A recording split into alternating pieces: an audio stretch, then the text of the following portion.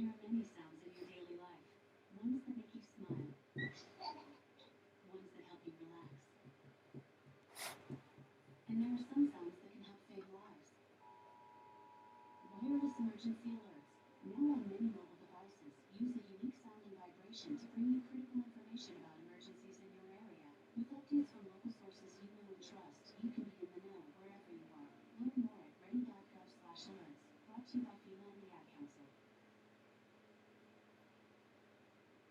This is WGBB AM 1240 and W240 DFFM 95.9 Freeport, New York. The views expressed in the following program do not necessarily represent those of the staff, management, or owners of WGBB. Live from American New York, this is SportsTalk 1240.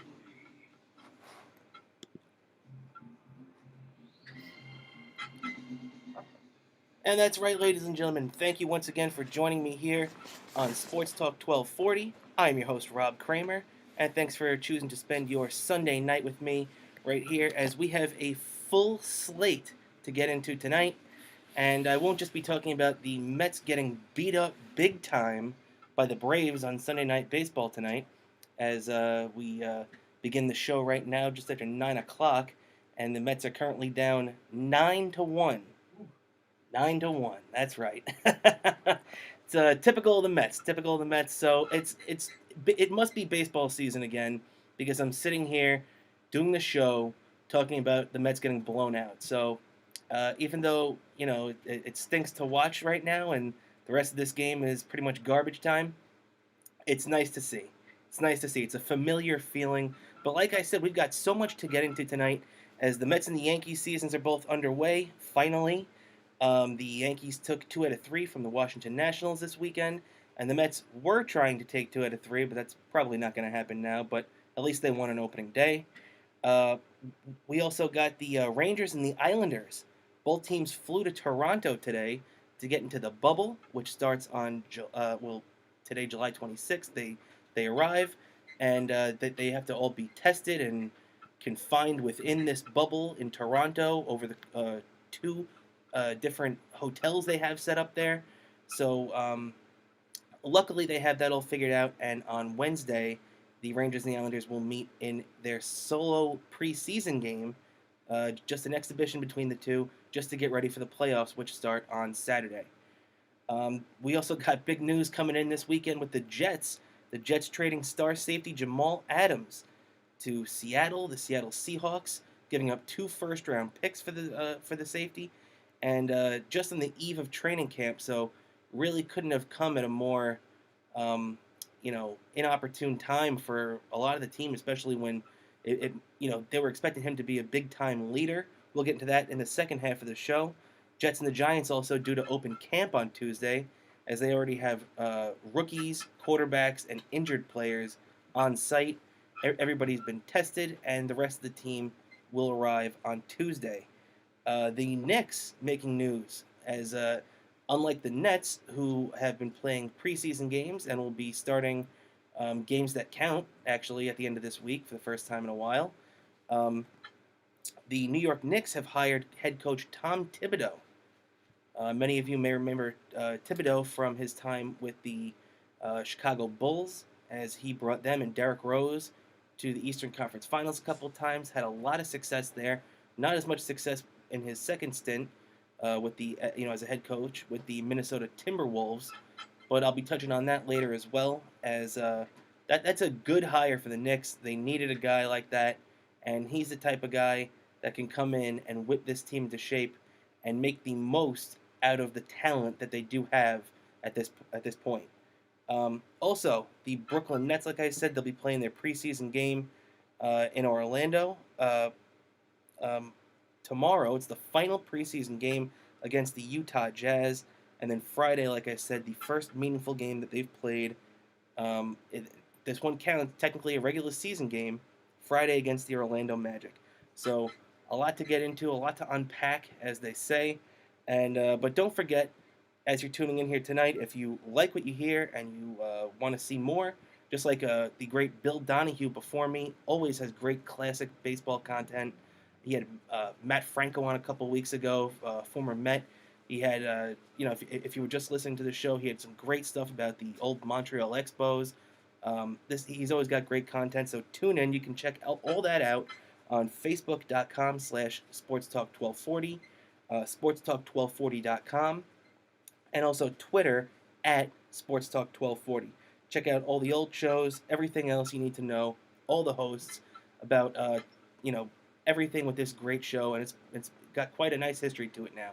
So check that out. And but thanks for tuning in. And tonight though, as I'm watching the Mets now down 10-1 on Sunday Night Baseball, I think I'll start off with the New York Yankees, who had a much more bright and happy weekend than the Mets did. The Yankees opened 2020 against the world champion Washington Nationals down in D.C. on Thursday night. It was a primetime pitching matchup of the Yankees' big $300 million man Garrett Cole, former Houston Astro, going up against now world champion Max Scherzer, one of the better pitchers in baseball. And both teams had been affected by the COVID crisis, as the Yankees were without on opening day second baseman DJ LeMahieu, who's returned since then. He made his return yesterday, but he still wasn't quite ready on opening day. And closer Aroldis Chapman, who's still out due to the virus, but he's working his way back. He just tested negative actually within the last 24 hours. So once he gets his second negative, he will officially rejoin the team. The Nationals, the day before opening day, were dealt a blow as their young star, 20-year-old Juan Soto, tested positive. So they'll be without him for the foreseeable future, at least the next 2 weeks, maybe even more. The thing about that is we're in this situation now where any of these guys can test positive at any time. You're going to have to deal with it. As a matter of fact, 4 Marlins players tested positive today. Jose Urena, Jorge Alfaro, and a couple other guys. Urena was scheduled to pitch tomorrow for the Marlins. So they're going to have to really put in a bunch of players that they weren't expecting to be on their main roster. But in this COVID world we're living in right now, that's something that you're just going to have to deal with. And the teams with the deepest pool of players are going to be the ones that are going to come out on top. And that's the way it seems to me. The Mets have already had a rash of injuries, not necessarily with COVID, but you had Noah Syndergaard go down in the preseason back in March with Tommy John surgery. Now you have Marcus Stroman going down with calf tightness, which they said was actually a muscle pull in his calf, which is going to hamper the Mets' rotation for at least the next couple of weeks. But as we're talking about the Yankees here, the Yankees' pool of players is so deep right now that they could really afford to do what a lot of teams can't do, is that they could move guys around. They could, just like you saw last year with all the injuries the Yankees had, they still won 103 games, and they had by far the most games due to injury, lost due to injury last season, and it wasn't even close. But getting back to opening day, the Yankees won on opening day. Garrett Cole threw a rain-shortened 5-inning complete game, a 4-1 win. It's not how Major League Baseball was probably hoping the first game of the year would go, as the rain started falling in about the 4th inning. And then before you knew it, it was coming down like cats and dogs out there, and they had to call it a night. But Garrett Cole looked great. He was on point. Surrendered only 1 hit, which was the opposite field Adam Eaton home run. Adam Eaton, who's had some big moments for this Nationals team over the last year, en route to their championship last season. Garrett Cole struck out 5 batters, and he was the winning pitcher as opposed to Max Scherzer, who took the loss. And he was backed up by some big offense. All 4 runs the Yankees drove in on opening day were driven in by Giancarlo Stanton and Aaron Judge. Now that is music to Yankee fans' ears. That's exactly what you want to hear. That's the roadmap that you've driven up, that you've drawn up coming into this season. sure a lot of Yankee fans weren't too confident that was going to be the case, especially as it comes to Giancarlo Stanton. But boy, he looks slimmed down. He looks in shape. He looks ready and raring to go, and he's hitting bombs. The first 3 games of the year, he has been the Yankees' most consistent bat and the most dangerous threat. Day in and day out so far, 3 days in, and it all started after an Aaron Judge single in the first inning off Max Scherzer, and Scherzer got ahead of Stanton, and Stanton blasted one 459 feet, the hardest ball he's hit in 3 years since I believe it left his bat at 121 miles an hour. I can't believe they actually pay attention to that kind of stuff anymore. Nowadays, I can't believe they actually, rate how hard these guys hit it. But it is worth something for what it's worth. And he hit the ball 459 feet, and it just shows that this guy is in prime playing shape. Now, that's one of the reasons why it's kind of worked out in the Yankees' favor, because this 60-game stretch, the Yankees have their full slate of guys. If we were just coming out of March right now, the Yankees probably wouldn't have had Judge and probably wouldn't have had Giancarlo Stanton either. So you've been seeing a lot more of the Mike Tauchman, Clint Frazier types and Brett Gardner than these two big bombers. And, so the Yankees went out there and had a very nice opening day, rain shortened as it may have been. But Saturday was not so kind to the Yankees as they went out and took a 9-2 loss on the chin. The world champs are a spunky bunch right now, and they have a very, very good offense. No doubt about it. Even without Bryce Harper, without Juan Soto, you still have and actually Anthony Rendon, who might have been one of the best pieces that they had. You still look at that team. They have Bryce Harper. They still have Trey Turner, who is just phenomenal. The guy's got power. The guy's got speed.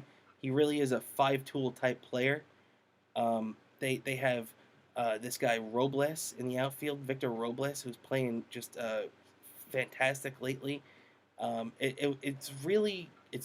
They are one of those teams that really has a deep lineup, and they can go even into their minor leagues and their pool of players and just pull guys up. They even have this guy Carter Keybaum that's coming up this year, and he looks like a real dangerous bat that nobody's really heard of yet, outside of big prospect guys. But watch out for Carter Keybaum, or Keybaum, however you pronounce his name. But he's going to be really good, and it won't be long until everybody, including me, knows how to pronounce his name. But the Yankees shook off that 9-2 loss yesterday with a big comeback win today. They were down 2-0, and Patrick Corbin was cruising on absolute cruise control through the first 6 innings until the seventh, when Gleyber Torres took him deep to cut the lead in half to 1. That sent him to the showers. And then Luke Voit took high-priced reliever Will Harris deep to tie the game at 2-2. And, Will Harris is the type of guy that he was coming from the Houston Astros, another world champion in the past. He was on the 2017 Astros that won the World Series. He's had, one of the best runs over the last few years of any reliever. He's been one of the more reliable guys out there. And for him to come out there in one of his first big spots as a national and blow it against the Yankees, that's not something that they were really happy with or could have been happy with. I'm sure manager, Dave Martinez is second-guessing his placement of putting Harris there, but you kind of have to run him out there anyway. It's not like they've had a regular spring training to evaluate everything that's going on. But, so the Yankees were down 2-0. They erased that deficit, came back and tied it. Loizaga only went the first 3 innings today. He was their starter. Then Hale gave up 1, and then the Yankee bullpen went into shutdown mode as they held the Nats scoreless for the rest from Ottavino, Green, Tommy Kahnle, and Zach Britton filling in as the closer for the COVID-stricken Aroldis Chapman. And So the Yankees were able to go into the eighth inning, tied at 2, before Gleyber Torres made a Gleyber Day once again and took the Yankees up 3-2, a lead that they will not relinquish, as Torres took one-time closer Sean Doolittle for the RBI single to put them ahead. And as I said, Tommy Kahnle, he danced out of a little bit of a jam, bases loaded situation in the bottom of the eighth, but then when he gave the ball to Zach Britton didn't blink as the Yankees took 2 from the defending champs. And that's a great way to start the season for the Yankees. You have to be happy with that. You might have wanted a sweep. Might have been a bit unrealistic, especially, James Paxton running into that rough patch in the second game. He had a 41 pitch first inning. That's not what you want out of your number 2 guy, and you can't, in good conscience, send him back out there when you know that going down the stretch he's going to be such a big part of your rotation. I understand the Yankees taking him out. They put King in instead. King also took one on the chin. But, now you just got to hope that maybe next time going out there you can push Paxton a little harder, get that pitch count high. The Yankees now will be facing Philly for 4, just as the Mets are facing Boston for 4. And, and then after that, the Yankees get Boston this coming up weekend. Speaking of the Mets, who now, as I say that, are down 11-1, and the pain just keeps on coming. The Mets opened up the 2020 season Thursday afternoon against Atlanta. DeGrom took on youngster Mike Soroka, who, at 22 years old, became the Braves' youngest starting pitcher on opening day since 1878. That's right, not 1978, 1878. And back then they were known as the Boston Red Stockings. No, it's not the Boston Red Sox. It's the Atlanta Braves. They used to be in Boston. They moved. The big blow in this game, the 1-0 game, came from Yoenis Cespedes, and it sounded like this.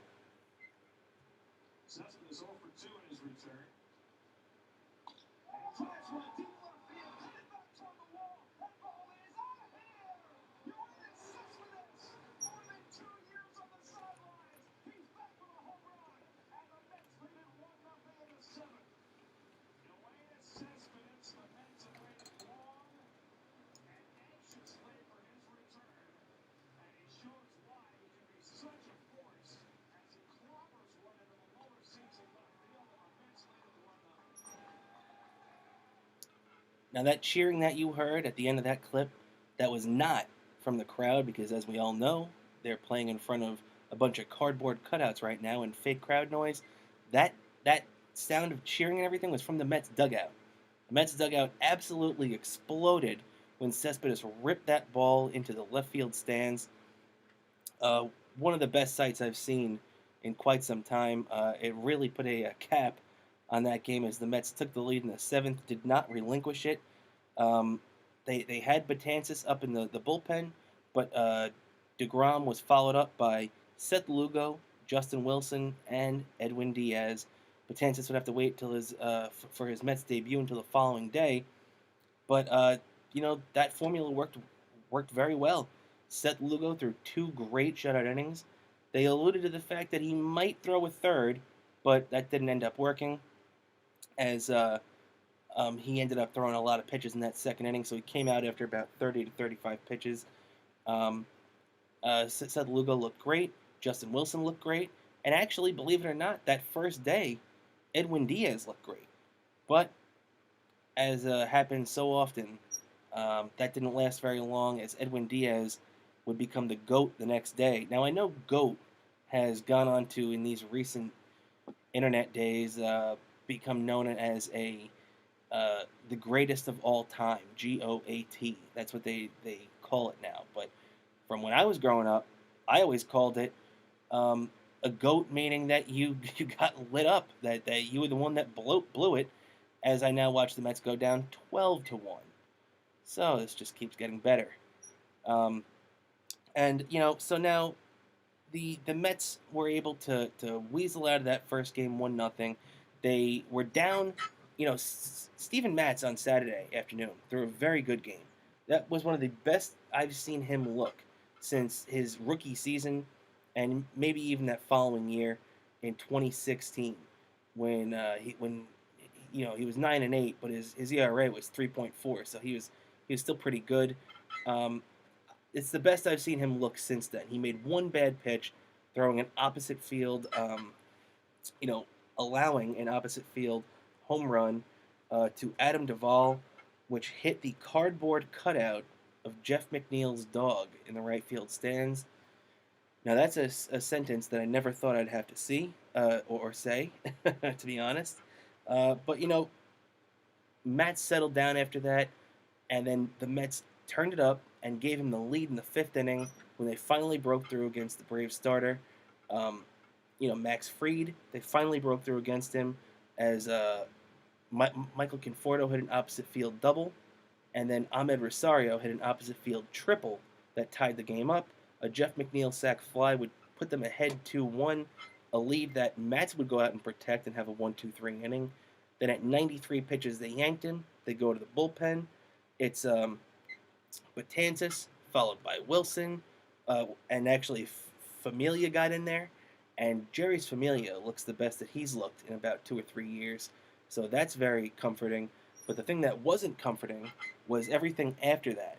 As the ninth inning started, and the Mets had a 2-1 lead, Edwin Diaz gets the ball for the second day in a row, trying to hold a one-run lead, and he gets the first two, and then that's when all hell broke loose, because as he was in a 3-2 count against Marcell Ozuna, he tried to do the exact same thing he did the day before, as he punched out Ozuna on Friday afternoon with a fastball on the outside corner of the plate. He tried to go to that same spot, but Ozuna, ever the good power hitter, made great contact and put it out into the right field stands, as that tied the game up 2-2 and sent it to the first extra inning game of the year for either team, as now we were both introduced to these new crazy 2020 Major League Baseball rules where you start extra innings with the automatic runner on second base. And, I don't like the rule. I understand why they do it. Here's sending the DH. I don't like the DH. A lot of people complain and say, oh, who wants to see the pitcher hit? It's not about the pitcher hitting. So let's get that out of the way. If that's your reason, then your reasoning is flawed, because it's all about strategy, moving the lineup around, and you're not supposed to have a batter in that 9 hole anyway. You're supposed to work around it using double switches, using your full lineup to your potential. But I digress. Anyway, when it comes to this extra innings nonsense where you have an automatic runner on second base, it's going to make the game end quicker, which I completely understand this season. I just hope that it doesn't continue next season. But the Mets did not deal with this first taste of automatic runner on second well, as Hunter Strickland made his Mets debut, and I'm sure a lot of Met fans are hoping that it's his last Mets appearance. But when they're still waiting for Brad Brock and Jared Hughes to recover, they were both not officially listed on the COVID list, but they were on the injured list without a specific injury. So it's been kind of assumed that they're recovering from COVID. Both have rejoined the team, not on the active roster, but they're working their way back. So that's an encouraging sign that you're going to see two guys who hopefully you can count on coming in down the stretch. Hunter Strickland didn't do well, as he surrendered a leadoff single to Dansby Swanson to put them down 3-2 pretty much immediately. And that was all she wrote, as the Braves would end up tacking on a few more, making it 5-2. The final score would be 5-3 before this blowout today. And as I talk about this blowout and recap for a second, as I finish up here the first half, about to take our first break of the day. Rick Porcello today, not too good. He looked very good. He looked in midseason form about a week ago, and he threw 6 shutout innings, and it was very encouraging. he also threw 5 innings and 3 runs in one of these camps, which would have been better today than what we got. But you just gotta hope that some of these guys are rounding into shape. Guys like DeGrom and everything like that, they're gonna be ready to go. When you have a guy like Porcello, he's gonna have to work his way into shape, and you just hope that's not the same with a guy like Michael Wacha, who takes the ball tomorrow in Boston. But you never know. Each guy is going to be at a different point right now. It's not like they've all been on the same page since they cut things down and on I believe it was March 13th, whenever the last day of baseball was before they closed it out. So guys might have been on a roll then, but it's July now. They had a good 4 months to sit on their butt, and some kept in better shape than others. And pitchers, it's hard to keep in shape.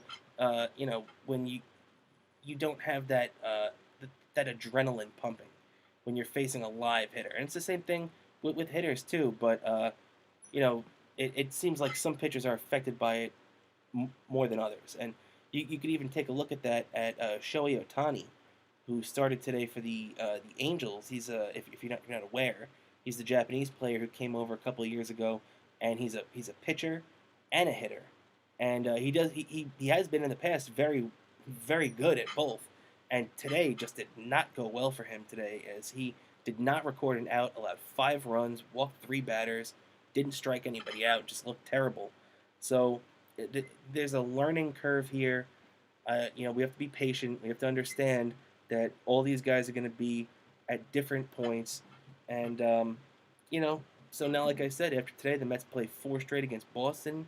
Boston lost 2 out of 3 to Baltimore this weekend, so that's something to keep in the back of your mind. Let's hope that maybe Boston's down. Their pitching has not looked as good, especially on paper, as it has the last couple of years. They lost a lot of guys, so the Mets lost 2 out of 3 this weekend, but the Braves are a very good team, and there's no reason to give up on the season just because you had a couple of bad games. And especially in a world now where we have 16 playoff teams, so it kind of gives teams a little bit of a chance to take their breath. And right before I take this break right now, ladies and gentlemen, and I want to thank you for joining me here on this Sunday night, I want to point out, why is Chipper Jones calling this game on Sunday Night Baseball? Why? What reason is he? And they had John Smoltz on before. Let's just have a Braves fun fest at Citi Field right now as the Braves trounce the Mets 12-1 in the 6th inning. And now we have to see Chipper Jones calling the game. Give me a break. We can't have A-Rod call the Mets game, so you stick Chipper Jones in. Ugh. Give me a break. All right, well, I had to get that off my chest. Thanks for listening to this venting session. As we take our first break here, when we get back in the second half of the show, we'll be getting into the Jets' Jamal Adams trade, talking about the Rangers and the Islanders, a little Tom Thibodeau. Thanks for spending your Sunday night with me, and I'll be right back.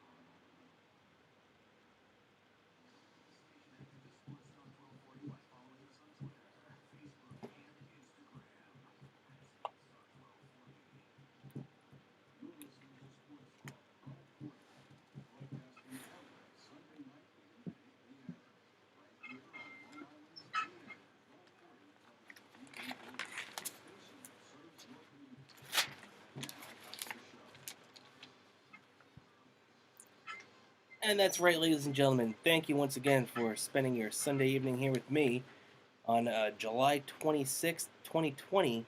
This is This Day in Sports History.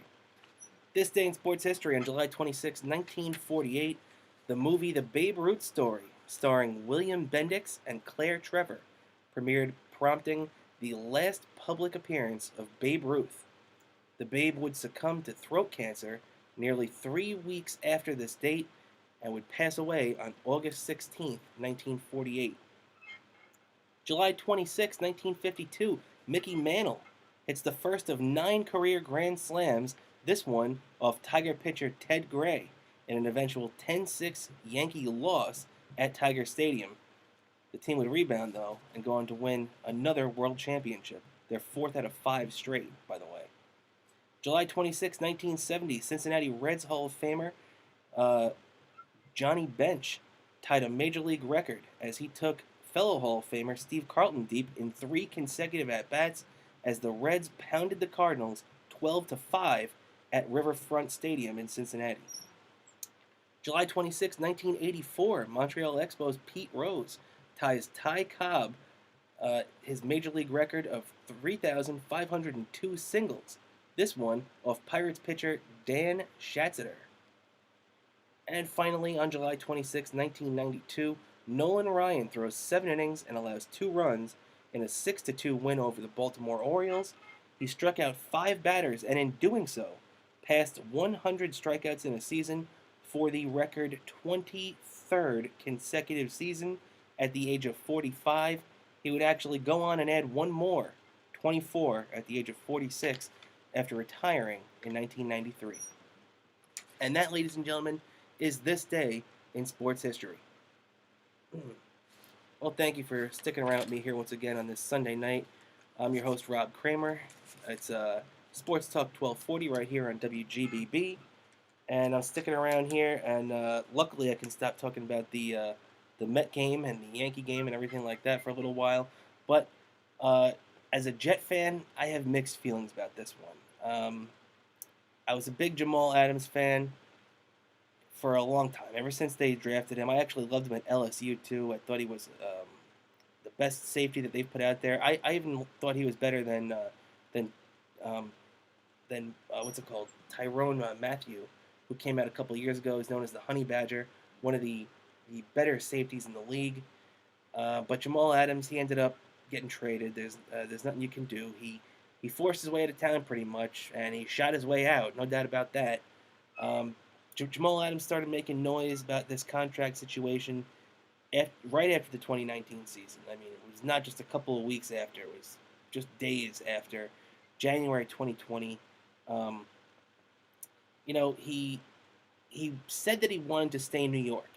He said that he had the desire to be a Jet for life.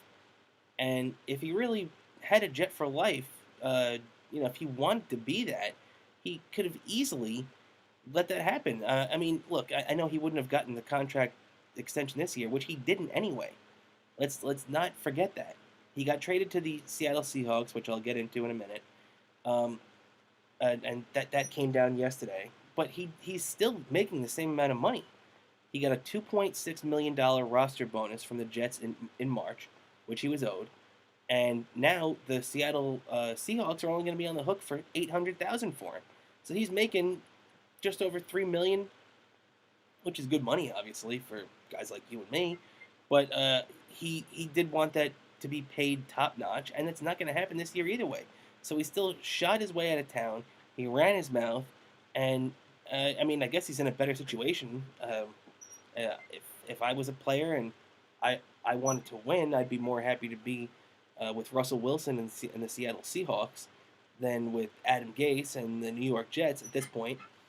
But, it was all proven to be complete BS. He said he wanted to be a Jet for life, and after the weeks went by and there was no new contract, then Adams was suddenly demanding a trade.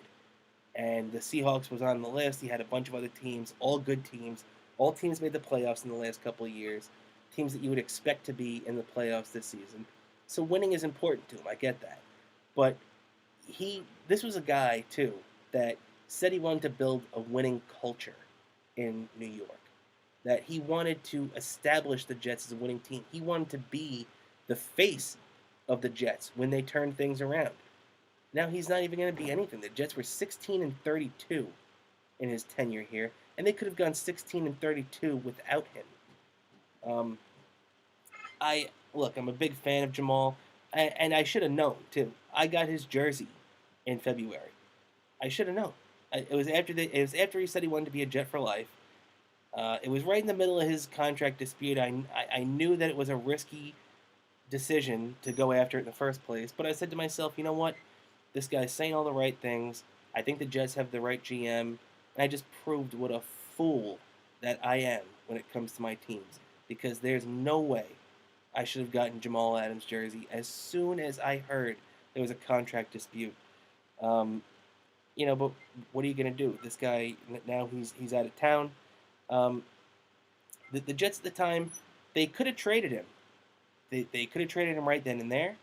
They could have traded him at the draft, and they chose not to. But you know what? They had no obligation to trade him. They had no obligation to give him a contract extension. As I see the Mets are now down 14-1, which I think I'm going to stop giving those updates now. When it comes to the other thing you have to realize too is that this COVID pandemic that we're all in right now, that we're all living through, quite surreally, if that's even a word. It's quite surreal, as that we're going through this right now. But you have to remember too that it's not just the obvious health of players and coaches and people in general that this is happening and this is affecting. It's also affecting the financial capabilities of all major sports leagues, which directly affects how the cap is going to play out. Now, the NFL cap situation was supposed to be that 2021 was going to be $198 million, or right around there, whatever it ended up coming out to be. But it was going to be right in the neighborhood of $198 million. Now they're talking about that it's going to be $175 million. Now when you're playing with that much money, $23 million might not seem like a big deal, but it is a very big deal. And NFL GMs in their war rooms across the country right now, ever since that has been made public recently, have been panicking because there are going to be a lot of cap dumps and GMs trading salaries away, and there's going to be a lot of that they have to figure out before the beginning of the 2020 financial season, because that money, the teams like the Jets that have a little bit more cap room, it's not going to impact that much, but it's going to impact your planning, and it's going to impact how you go about doing it. So when the Jets, especially now, that 175 number is a ballpark number too. It could even be lower than that, especially if the league is not allowed to let fans in this year, which they're saying right now, Major League Baseball is not going to let fans in this year for maybe the playoffs, maybe if the numbers come down and everything starts looking good, but the NFL is at least optimistically trying to. The NFL is trying to let, like I heard the Baltimore Ravens have a plan right now where they have an 80,000 seat football stadium. They want to let 14,000 people in. Obviously, these people are going to have to wearing masks. They're going to have to wear gloves. There's going to be hand sanitizer everywhere, and they're going to have to socially distance as well, which is why there will only be 14,000 people allowed into an 80,000 seat arena. So at least if they were able to do that, that would be some money coming in this year. But if that plan should fall through, and all 32 NFL teams are not allowed to have fans come in this year, and there is a big fat zero next to their income for this year, outside of TV revenue and things along those lines, that it's gonna be hellacious on the cap next year. And that's the only way to put it. And I thank my one of my favorite announcers from wrestling, Jim Ross, for that, because hellacious is a perfect word for it, because the ramifications of that are insane. There's so many. You have guys like Dak Prescott that are going to want to be making $35-40 million. And in a cap situation where you lose $23 million off the bat before next season even starts, that's like having a $23 million salary added onto your roster and you can't do anything about it. So these guys are going to be wheeling and dealing and looking to find some way to get to a reasonable cap number. And I think GM Joe Douglas just saw the writing on the wall. And as much as I didn't want to trade Jamal Adams, it's something that you have to consider, not only with that, but also the way that he shot his way out of town. And the reason why I say that is because everything came to a head in the last week or two when Jamal publicly called out the owner of the Jets, Woody Johnson, over alleged comments that he made as U.S. ambassador to the U.K. But the final nail in his coffin, because that definitely made the Jets mad, no doubt about it. But the final nail in his coffin as a Jet was when he was taking on Adam Gase. Head coach Adam Gase, who is not most Jet fans are not a fan of him. I'm not. I was horrified. I almost fainted when I heard they hired him in the first place. And, the fact is that they did it, and Gase is the guy that's calling the shots. Him and GM Joe Douglas are tight. So when this guy comes out and says in an interview with the New York Daily News that Adam Gase was not the leader the Jets needed to take them to the promised land, and the promised land at this point isn't even the Super Bowl, it's the freaking playoffs, because they haven't made the playoffs since 2010, which is ridiculous. It's a 10-year drought. It's the longest I can remember in my life. So it's the longest the Jets have had since the 70s, when they went from 1969 to 1981 without making the playoffs. The entire decade of the 70s they missed. But, he also mentioned that the fact that Adam Gase would only be there for the team during the good times. And what I mean by that is if they were struggling or getting beat up at halftime, he would have one of their assistant coaches just address the team instead of being a real leader and addressing the team by himself. Now, look, am I mad at Jamal Adams? Yeah, definitely I'm mad at Jamal Adams. But do I agree with Jamal Adams? Especially, do I think he's out of line for calling Gase out for if this is true? No. No, I would take Jamal Adams, even as angry as I am with him right now, over Adam Gase 7 days out of 7, 100, 365 days a year, 100 times out of 100. I cannot stand Adam Gase. But the fact is, he's entrenched in this head coach position right now, and there's nothing you can do about it. So they had to make a choice. Do you want a new head coach, or do you want Jamal Adams gone? And it came down to Jamal Adams being gone, and I don't even know if they would have really pulled the plug on it, so to speak, if they didn't get an offer like this. And the offer that they got from the Seattle Seahawks was 2 first-round picks. Now, one thing I will point out is I don't know how great these first-round picks for next year are going to be, because you have to remember too, the college football season, because of coronavirus, is in a state of flux right now. Nobody knows if there will even be a college football season. A lot of people are talking about college football might get moved to the spring next year, which would be just a whole weird situation right now. But I don't know how in 2020 right now you get college kids on campus within the next 4 weeks to start up these seasons. And when it comes down to it, how valuable is the 21 first round pick going to be? But it's good draft capital to have, because one way or another you're going to be getting a first round talent. And so they get safety Bradley McDougald, who I think that he's a 5th-year player. He's in the last year of his contract. He's a 4-year starter. He's not as fast or explosive as Jamal Adams, but he's a hell of a player. He's a nice little starter you could stick in there. And so aside from those first-round picks, you also get a 3rd-round pick this season. So the Jets give up Jamal Adams and a 4th-round pick in 2022. So while it may not be ideal, I think the Jets cashed in pretty much about as well as you could on this situation. And, I really would like to continue on this. Got a lot to get to in these last 13, 12 minutes, whatever I have. But what I do want to say is I think the Jets made the right call It's very tough for me to say that because I'm a big Jamal Adams fan. But when you have a me first guy that's becoming poisonous in the locker room, that I even heard Le'Veon Bell express how frustrated he was with Jamal Adams forcing his way out of town because Jamal Adams was one of the guys who was recruiting Le'Veon Bell to come to the Jets in the first place. So if you're Bell, why wouldn't you be mad about that? So I get that.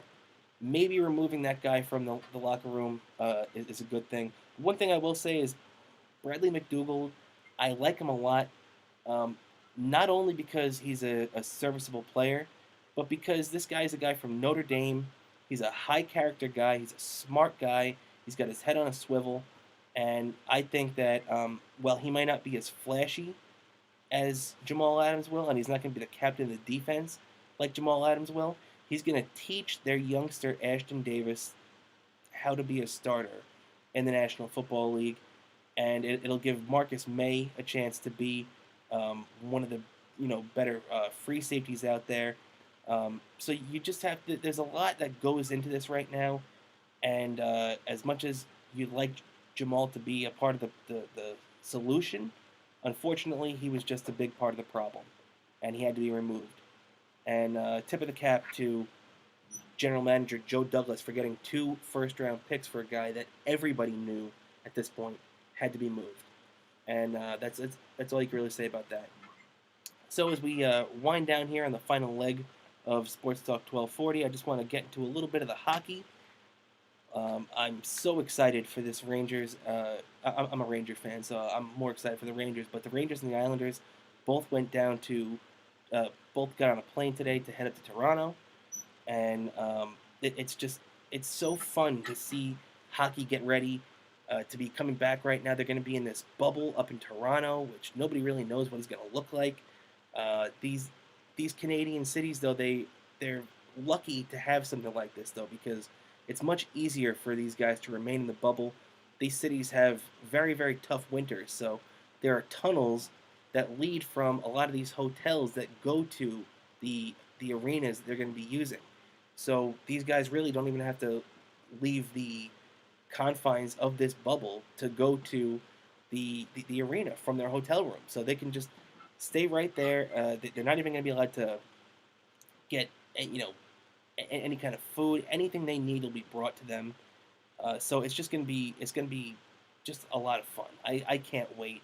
It's going to be a lot of decision making on the coach's part too, because like when you come down to the Rangers now, I look at their roster, and I see their guys like Pavel Buchnevich, Filip Chytil, Phil Di Giuseppe, who's going to be on that list. It looks like Jesper Fast, youngster Stephen Fogarty. Then they got this guy Julian Gauthier, who they got from the Carolina Hurricanes in the Brady Shea trade. I really like that guy. I hope they use him on the fourth line. Tim Gettinger, Brett Howden, Capo Caco, the Russian Vitaly Kravtsov, 9th overall pick 2 years ago. So happy he made this team. It's a possibility he's on it. Maybe he's just going to be an extra. Also, Chris Kreider. How great is it to see him? He broke his foot a couple of weeks before the season had to end. One of the biggest pluses on the Rangers is having him back in that lineup. Brendan Lemieux, who the Rangers kind of lucked out. He's only going to be suspended for the first 2 games of this playoff series after a devastating hit he laid in Colorado 2 days before this started. Vinny Lettieri, Greg McKegg, Danny O'Regan, Hart Trophy finalist Artemi Panarin, Ryan Strome, and Mika Zibanejad round out their forwards. Very, very deep, very, very interesting group of players there. It's up to David Quinn. Coach David Quinn is going to have to use these players. He's going to have to get the most out of them. I like what I've seen out of Capo Caco in this summer camp that we've seen out of them so far. He looks like he's rejuvenated because he seemed a bit sluggish at the end of the season. If you look at the defense, they have Brandon Crawley, Tony DeAngelo, a guy who I really thought was going to get a shot at the Calder Trophy, which was like Rookie of the Year for hockey. Adam Fox, Libor Hayek, Ryan Lindgren, Darren Reddish, Brendan Smith, Mark Stahl, and Jacob Trouba is the end of that defense. Very deep, very good, very young too. They have only a couple of guys in their 30s on this team. Henrik Lundqvist being one of them. leading the goalies, Alexander Georgiev, and rookie sensation Igor Shesterkin. So if we're looking at the goalie situation, obviously you can't. I don't have enough time to go through all these forwards and defensemen. If you want to hear it, you can check out my podcast, Coffee with Cramer. I'll be putting out a Rangers preview soon, sometime this week, hopefully, if I have the chance. I'll be doing it sometime this week, and I can't wait to sink my teeth into that because there's going to be a lot of fun uh, checking out this playoff run that our Rangers and the Islanders are going to be going on right now. The biggest question heading in for the Rangers right now, is it going to be Henrik Lundqvist in goal, or is it going to be Igor Shesterkin? And if you're going off how it looked at the end of practices, it looks to me like Coach Quinn is leaning towards Igor. I don't blame him. Igor was great, especially before he got into that. He had a little fender bender, got banged up in Brooklyn, and missed a few weeks. But I don't blame him for going with the hot hand. But Henrik Lundqvist, man, it's tough for me to go against Henrik. Henrik was 3-0 this year against Carolina. Had two of those games, he had over 40 saves in those games. And in the one that he didn't, he still won. He had 39 saves. So, you can say that Henrik has slipped a bit. He's 38 years old. Obviously, he's not as good as he was when he was 28. But if it was up to me, I'd start Henrik Lundqvist game one, see how he plays, and if he is not up to the task, then you go to Igor immediately. If Henrik wins, I don't see why you'd want to, move him. But if I was the coach right now, I think I'm going Henrik.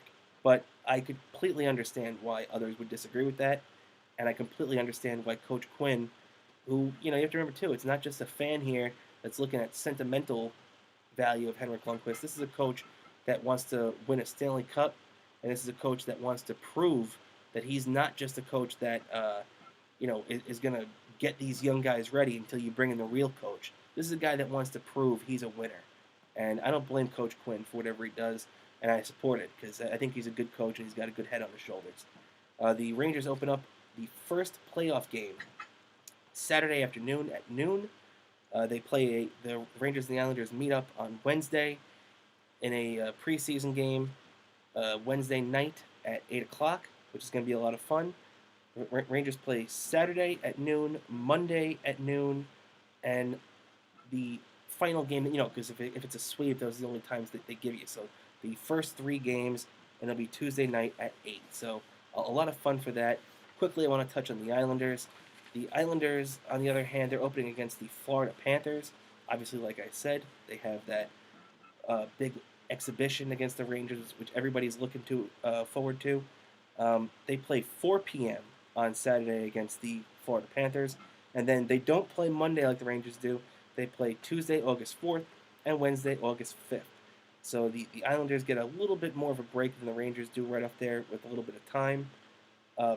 Preferably, I think I'd rather have the Rangers playing Monday anyway. But the Islanders have, with Coach Barry Trotz, I think the Islanders are in very, very good hands. They have a deep roster. I think just like I said about Capo Caco, how this break kind of let him take a deep breath and get back to what made him great. I think that will do the same thing for the Islanders, because the Islanders started off so great this year. They had points in 18 consecutive games at one point, which set franchise records and tied NHL records, and they looked like they were just on point to be one of the top teams in the league. And as it turned out, they wouldn't have even finished within the top 8 if it didn't turn out this way. So the Islanders lucked out just like the Rangers did. They went with the expanded playoff format, and I think the Islanders are primed and ready to take out the Florida Panthers. The Islanders have knocked them out a couple of times the last few years in the playoffs, so it's a good draw for them, just like it's a good draw for the Rangers to get Carolina. And one other thing about these two teams before I touch on the Knicks, before we call it a night, is even if they lose these qualifying rounds to get into the playoffs officially, the Rangers and the Islanders would both have a 12.5% chance at landing the number 1 overall pick in the NHL draft next year.